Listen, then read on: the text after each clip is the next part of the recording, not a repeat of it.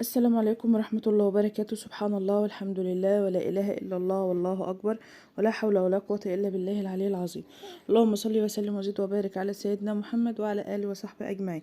إن شاء الله الفيديو ده هنعمل القرص الفلاحي الطرية. أحلى قرص ممكن تاكليها، وبمكونات تقريبا 3 أو 4 مكونات، بس حاجة كده فوق الوصف. ان شاء الله هتشوفي الفيديو هتعجبك وهتقومي تعمليها، وهتلاقي اطعم قرص فلاحي كلتيها.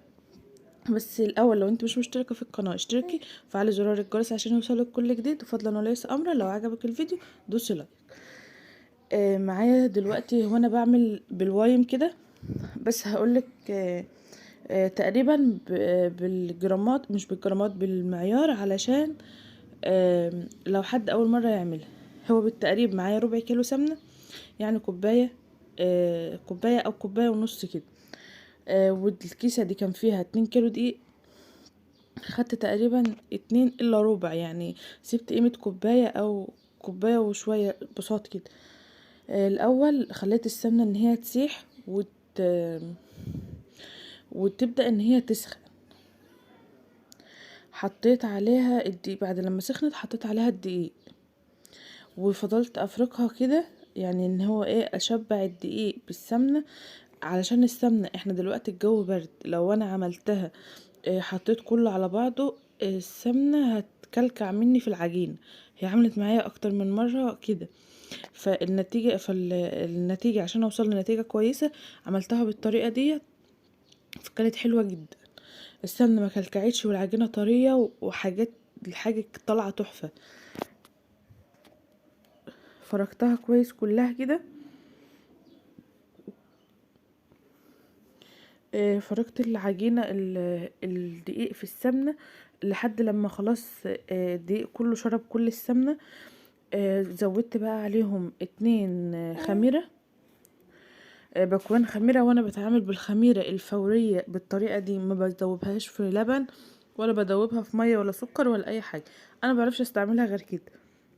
وحطيت ملح وسكر، رشة بتاع، يعني قيمة معلقة سكر وقيمة معلقة ملح.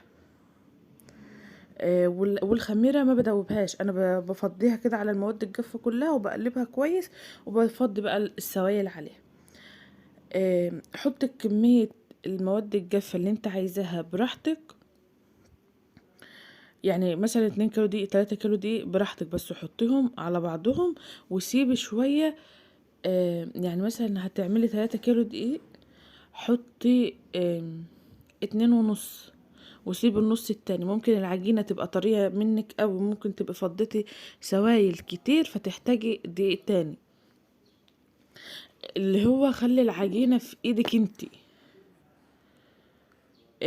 انا حطيت دلوقتي الدقيق والسمنة والخميرة والخميرة والملح والسكر، ونزلت عليهم بلبن رايب اللي هو اللبن القاطع.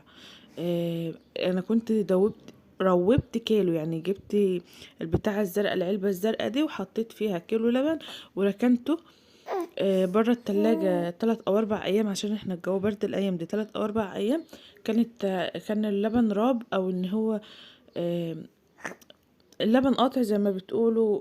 ما عندكيش لبن ممكن تحط لبن وزبادي، لبن سايب وزبادي. اللبن الرايب مخليها مديلها طراوة، مخلي طعمها تحفة. لميت فضيت السوائل شويه بشويه، اللبن الرايب شويه بشويه، لحد لما ما حطيتش عليها ميه ولا حطيت عليها اي حاجه، هي اللبن الرايب بس. وكمان الكيلو فاض منه يجي ربعه، يعني انا حطيت كل الا ربع دقيق، كيلو الا ربع لبن. العجينة طرية، ولمت وسابت ايدي، وسابت الحلة اللي انا بعجن فيها كده، تبقى عجينة ناجحة جدا وهتبقى حلوة قوي معاكي. العجينة لما تلاقيها طرية في ايديكي وسايبة، مش اللي هي طرية ولسه بتلزق، لا سايبة، سابت ايدك خالص، وسابت الحاجة اللي انت بتعجني فيها، اعرفي ان هي هتبقى عجينة ناجحة قوي. هتكوريها بقى حسب ما انت عايزة، حسب الحجم اللي انت عايزاه. بس خلي الكورة بتاعت القرصة صغيرة، بحيث ان هي متبقاش ملكومة منك او معجنة او كده، يعني خليها حلوة. لا هي صغيرة قوي تقعدي تبططي طول النهار، ولا هي كبيرة قوي تتعجن وتلكم منك وتبقى مش حلوة. هعملها بقى كور كده. هي الاتنين كيلو الا ربع دقيق عملوا معايا كمية حلوة، عملوا معايا 4 صواني مطلعين كمية حلوة، كمية قرص حلو. القرص دي تديها لولادك في المدارس، معاها جبنة، معاها مربى. آه، ومكوناتها سهلة يعني. 2 كيلو الا ربع دقيق، كوباية وربع سمنة او زيت، لو ما عندكش سمنة حطي زيت، ملح وسكر وخميرة، مفيش غير كده، ولبن رايب. عندك علبتين زبادي فايضين اعملي بيهم. عندك عندك لبن باقي من ولادك اعملي بيهم.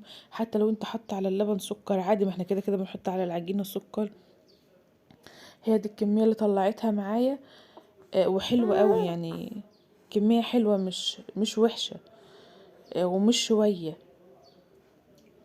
هي عملت معايا ال4 صواني دول.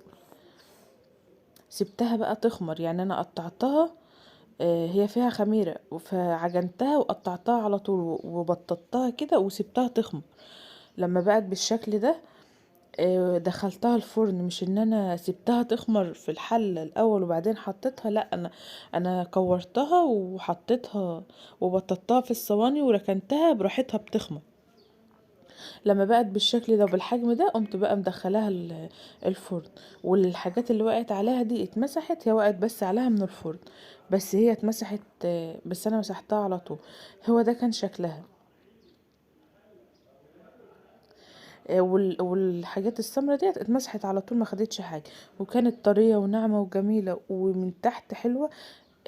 دول انا مرضتش ان انا اشيلهم من التصوير، سبتهم وعلشان كانوا جنب الشعلة اللي شغالة، فاتحرقوا مني وانا ببص على بنتي. تمام. الفرن كان فرن سخن، دي تاني صينية.